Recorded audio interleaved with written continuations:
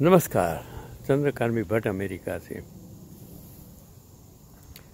कभी कभी इतने अच्छे आर्टिकल्स मुझे मिलते हैं। जब तक इंडिया में था, मेरी सारी ज़िंदगी सोशल एक्टिविटी में, किसी को मदद करने, बैंक में मैं टेक्सटाइल में, मैं हर बार वही की वही स्टोरी इसके लिए को उनका जो अनुभव है उसमें से मैंने जो सीखा। और बाद में अब जब समय मिला, टेक्नोलॉजी का ज्ञान हुआ, क्योंकि उस वक्त जब मैं इंडिया में था न तो टेक्नोलॉजी इतनी विकसित थी, न तो मोबाइल, न तो कंप्यूटर्स मुझे कुछ आता था। मतलब आज जो यूट्यूब पर मैं वीडियो अपलोड कर सकता हूँ, उस वक्त था जो कुछ नहीं कर पाता था। और फिर मैंने सोचा कि मुझे कुछ देना है, तब मैंने शुरू किया आप तक पहुंचने की एक कोशिश। और आज मैं ऐसी एक बात करता हूं जो मैंने पढ़ी कि एक पार्टी में, मैं चंद्रकांत भट्ट, देखिए ये कितनी अच्छा मौसम है। चलो, तो एक पार्टी में जिसमें कई मशहूर हस्तियां मौजूद थीं, भूरे बालों वाला अनुभवी व्यक्ति मैट लेकर मंच पर आया और अपनी सीट पर बैठ गया। मेजबान ने पूछा कि आप अब भी अक्सर डॉक्टर के पास जाते हैं? वह वृद्ध ने कहा, हाँ अक्सर।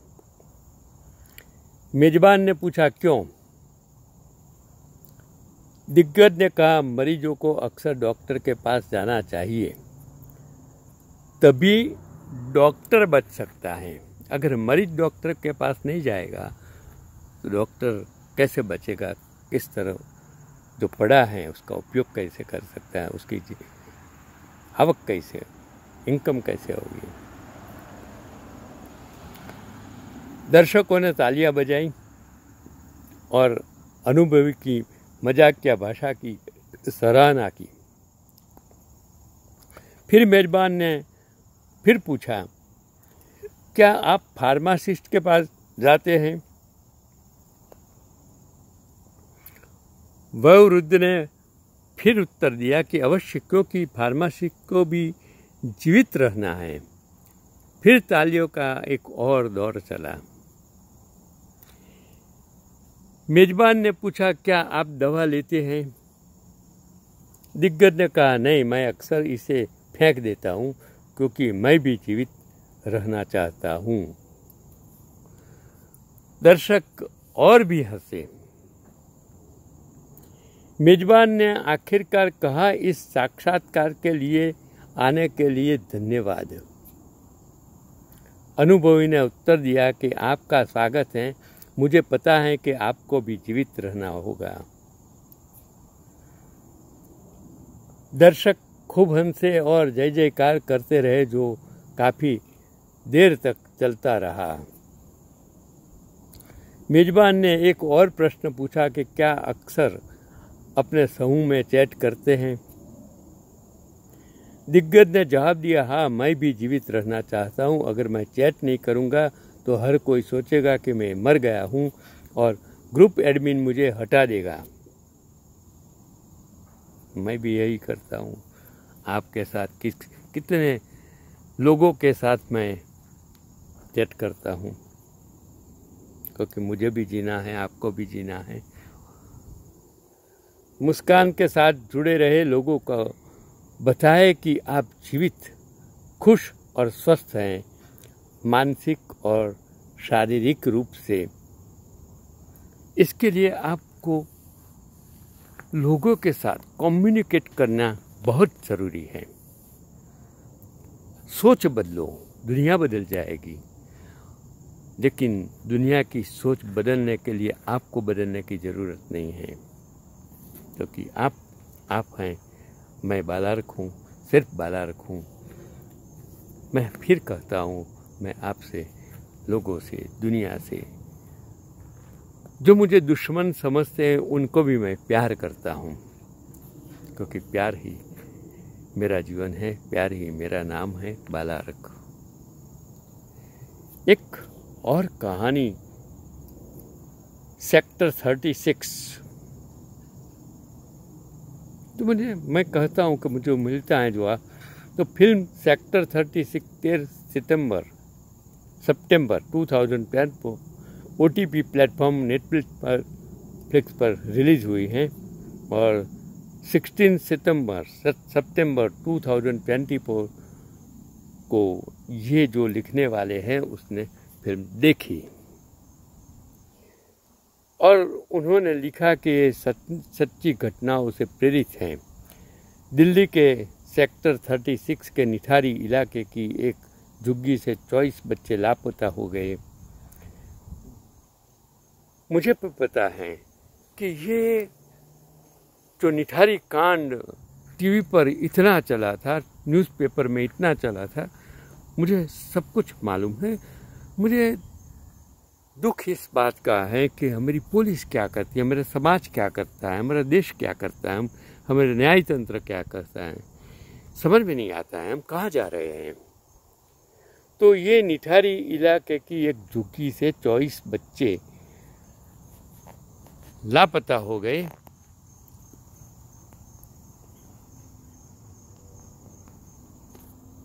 भाई बाल क्यों पवन आ रहा है।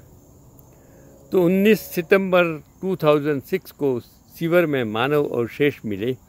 यह मामला निठारी हत्याकांड के नाम से मशहूर हुआ और कहानी ऐसी है कि साइको किलर, क्योंकि आज ज़्यादातर मैंने देखा 90% लोग साइको हो गए हैं। उसका दिमाग इन लोगों ने, मीडिया ने, सोशल मीडिया ने इतना खराब कर दिया है, मानसिक विकृति भर दी है। धर्म के नाम धंधा, वोट बैंक के नाम राजकारणियों ने उसको कलुषित कर दिया है। उसको बाहर आने की ज़रूरत है। तो ये कहानी क्या है कि साइको किलर प्रेम सिंह विक्रांत मैसी का पसंदीदा शो कौन बनेगा करोड़पति है। शो देखने के बाद यह शौचालय जाता है कि जहाँ वह एक अपहृत बच्चे के टुकड़े करता है और उसका मांस खाता है।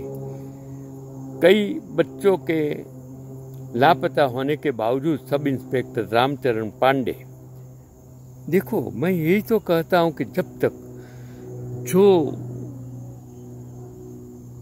पुलिस रिफॉर्म्स नहीं होगा, न्याय तंत्र का रिफॉर्म्स नहीं होगा, स्पीडी नहीं होगा, एजुकेशन शिक्षण का जो उपयोग समाज में सिर्फ हम नौकरी के लिए करते हैं, उसकी बजाय संशोधनों के लिए कर सकते हैं। तो अगर ये इंस्पेक्टर रामचरण पांडे दीपक डोबरियाल ने FIR दर्ज करने से इनकार कर दिया, आज भी वही होता है।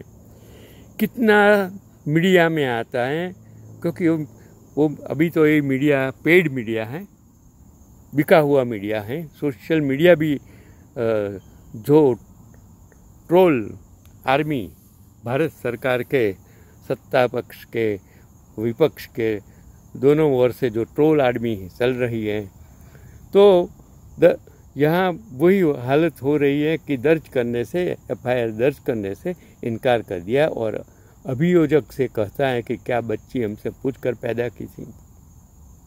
आज वही हालत है। लेकिन जब PSI रामचरण पांडे की बेटी प्रेम सिंह को रामलीला मेले से अपहरण करने की कोशिश करता है, तो पांडे पीड़ितों की FIR दर्ज करता है और मामले की गहन जांच शुरू करता है। पांडे ने रिक्शा चालक और कंपाउंडर से पूछताछ की और उसे एहसास हुआ कि बच्चों के अपहरण में प्रेम सिंह का हाथ है और प्रेम सिंह बिजनेसमैन बस्सी के घर का नौकर है। पांडे व्यवसायी बस्सी से पूछताछ करने जाता है, लेकिन उसके वरिष्ठ DCP जवाहरलाल रस्तोगी दर्शन जरीवाला पांडे को रोक देते हैं और पांडे को निलंबित कर दिया। लेकिन DCP का तबादला हो जाने के बाद पांडे फिर से मामले की जांच करने लगे और प्रेम सिंह के पूछताछ की और पूरी साजिश का सुराग लगाया। प्रेम सिंह ने सोचा कि पापा जी बस्सी मुझे बचा लेंगे। और प्रेम सिंह बच्चों को क्यों मारता है? साइको किलर बनने के लिए उसका मामा जिम्मेदार है। जब वह छोटा था तो उसके चाचा ने उसे अपनी मांस की दुकान में रखा और उसके चाचा ने उसका शारीरिक शोषण किया, इसलिए उसने अपने चाचा को मार डाला और उसका मांस खाने के लिए उसे टुकड़ों में काट दिया। प्रेम सिंह का कहना है कि मुझे अपने चाचा को मारकर उसका मांस खाने में मज़ा आया। 2-3 महीने बाद उसे इंसानों का मांस खाने की आदत पड़ गई, इसलिए वह बच्चों का अपहरण कर लेता था और उन्हें मारकर उनका मांस खा जाता था। पुलिस ने प्रेम सिंह और उसके मालिक बस्सी को गिरफ्तार कर लिया। बस्सी ने पैसे के कारण सारा दोष प्रेम सिंह पर डाल दिया। जांच के दौरान PSI पांडे की हत्या हो जाती है। पूरी फिल्म बहुत अच्छी है, लेकिन यहाँ जो यह अनावश्यक है कि फिल्म में बहन को लक्ष्य कर बार बार अपमान किया प्रयोग किया गया है। इस फिल्म को परिवार के साथ नहीं देखा जा सकता। फिल्म का दावा है कि यह सच्ची घटनाओं पर आधारित फिल्म है, इसलिए यह दिखाना जरूरी था कि प्रेम सिंह और बिजनेसमैन बस्सी के साथ क्या हुआ। यह फिल्म का मुख्य दोष है कि हालांकि इस दोष का कारण हमारी न्याय प्रणाली है और निठारी हत्याकांड क्या था। कारोबार मोनिंदर सिंह पंडेर और उसका नौकर सुरेंद्र कोहली आरोपी थे। उनकी कोठी के पास नाले में 19 मानव अवशेष मिले थे और मामले की जांच CBI ने की थी और जनवरी 2007 में CBI मोनिंदर सिंह और सुरेंद्र कोहली को नार्को टेस्ट के लिए गांधीनगर FSL के लिए आई। पूछताछ के बाद CBI ने कदम उठाया और हड्डियां बरामद की। 13 फरवरी 2009 को कोहली और पंडेर को बलात्कार हत्या के लिए मौत की सज़ा सुनाई गई। कोहली को 12 मामलों में और पंडेरियन को 2 मामलों में मौत की सज़ा सुनाई गई थी। नोएडा पुलिस के 3 वरिष्ठ अधिकारियों समेत पुलिस कर्मियों को निलंबित कर दिया गया। 16 अक्टूबर 2023 को इलाहाबाद हाई कोर्ट ने सभी मामलों में सबूतों के अभाव में मौत की सज़ा को रद्द कर दोनों को बरी कर दिया और CBI ने इलाहाबाद हाई कोर्ट के फैसले के खिलाफ सुप्रीम कोर्ट में अपील की है और जो उसकी सुनवाई होने वाली है वो 16 अक्टूबर 2024 को होगी। इस प्रकार 2006 की एक घटना के आरोपी 2023 में रिहा हो जाएंगे, इसलिए 2024 में फिल्म के सेट के अंत में निर्देशक पटकथा लेखक भ्रमित है। इस मामले में पीड़ित बच्चे गरीब परिवारों के थे। यह एक शर्मनाक घटना है जिसमें लोगों को पुलिस न्यायपालिका व्यवस्था से विश्वास उठ जाता है। ये जो आर्टिकल्स जो मुझे मिला वो रमेश भाई सवानी फेसबुक वॉल पर से मिला है, तो ये अच्छा आर्टिकल्स हैं। कभी कभी सच्चाई लोगों के सामने लाने की ज़रूरत है।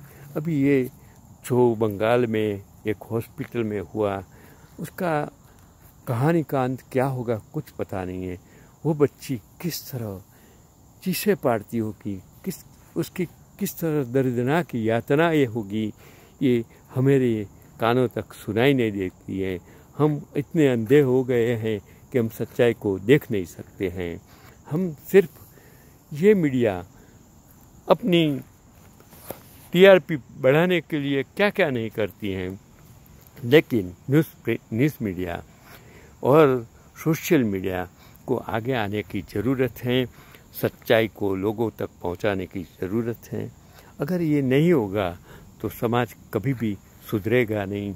अगर न्याय का, सज़ा का डर नहीं हो, मौत का डर नहीं हो, इन बलात्कारियों को, ये गलत करने वालों को, इस राजकारणियों को, तब तक लोकशाही बचेगी नहीं। न्याय प्रणाली पर लोगों का विश्वास उठ जाएगा। नमस्कार, चंद्रकांत भट्ट।